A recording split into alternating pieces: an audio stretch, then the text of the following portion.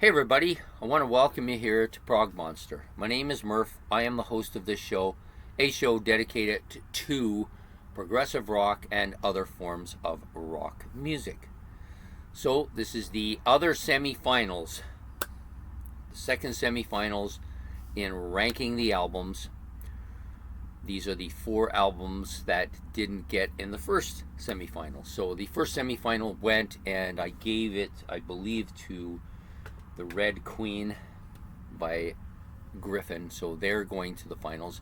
Who are they going to be facing? This is the big question. So we've got four albums that Ben's given me today to listen to. I've actually listened to them all twice now. So the first round and now the second round. This was a little different in the sense that I don't think there was a clear-cut album, in my opinion, in this particular semifinal compared to the other one at the beginning.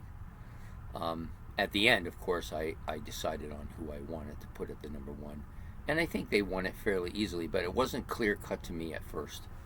So we're going to do this the way I always do it. For those of you who haven't yet to see any of the episodes, you can actually go back and watch them all.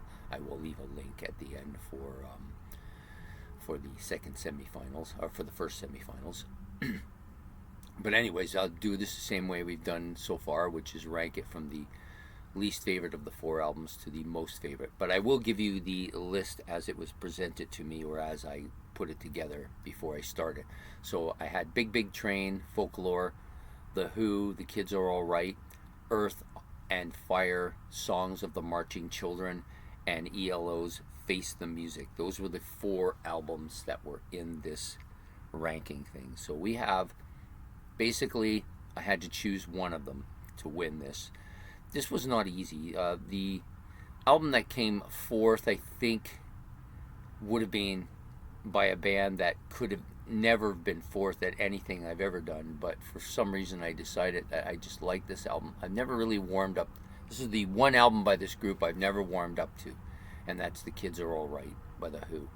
Not that it's a bad album. I don't think it's a bad album. It doesn't strike anything in me like so many of the other Who albums do. And for me, The Who are never been... They're one of my favorite bands, but they've never been so much about their albums as they are about their live performance. They're the one band whose live performance I actually like better than their studio stuff. But anyways, digressing here. So The Who are going to come here at fourth. The Kids Are All Right, a good album. I just don't think it's up to the snuff of these other three albums, and so it's going to have to go down at number four. Number three, this is a band that I've discovered from this album war, or album challenge, whatever you want to call it. I'd not heard of them before, and actually that isn't entirely true. I had heard of them, but I had never pursued that direction. This is a band called Earth and Fire, the Songs of the Marching Children. I like this album. It's a good album. It has parts of it that I think I drift from when I'm listening to it. My concentration drifts from. I'm not sure why that happens with this. Maybe it'll change as I get more into it. But for today, it's got to come in at number three. I clearly like it more than the Who album, but I don't think it measures up to the other two albums on this thing. So this last one was a little tough because I'm not a huge ELO fan. I don't dislike them. However, this album is great, and the Big Train really surprised me. The guy's vocals were fantastic, and then I found out after that the guy passed away, which was really disappointing to me. But I listened to both albums again. Probably more familiar with Face the Music than I am with Folklore, but both I think are really solid. In the end, I think that maybe the little bit of a hangover for ELO from the way I view some of their other albums. Unfortunately for them, they're going to come second here. If there wasn't that little bit of a hangover, they could have maybe taken the top spot. So Face the Music by ELO, number 2. And then number 1, the Big Train's Folklore. I just think this is a killer album. Really surprised me how good it was. Really surprised how good this band was. I had heard of them, of course.